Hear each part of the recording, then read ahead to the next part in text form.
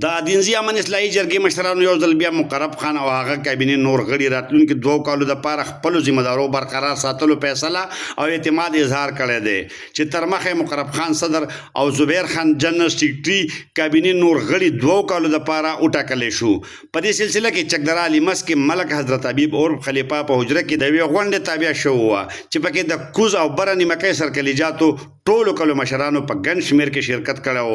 غونډه کې د دینزي امن اصلاحي جرګې کابینې ذمه دارو وخت پوره کېدو او دیر موټروی کې د کوزه او بره نیمکۍ راغلي ځمکو په حواله خبرې وشوې. غونډې ته د وینا په وخت ملک حضرت حبیب عرف خلیفه،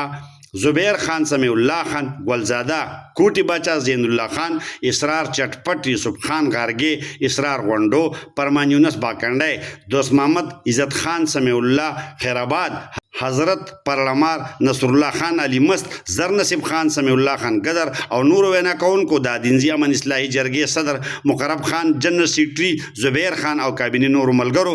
تیر 2 کاله کارکردګۍ کې قام دپاره کړي خدماتو رڼا واچوله او ویل چې په تیر 2 کاله کې د مقرب خان په مشرۍ کې کابینې غړو قامي مسلو حل دپاره جرګو او انتظامی سطح ښه په اخلاص کار کړی دی چې دې نه وړاندې چا نه دی کړی. جرګه کې د کوز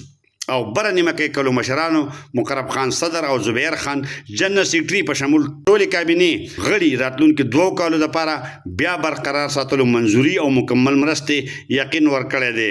د غونډې مشرانو دا هم ویلي دي چې د بره نیمکۍ زیاتره ځمکې زر خرید او کوزه نیمکۍ ځمکو قبضه او ملکیت د دې دي. په دې وجه د دیر موټروي ځمکو پیسې د دې حق دی. په دې حواله څه قسمه هیراپیري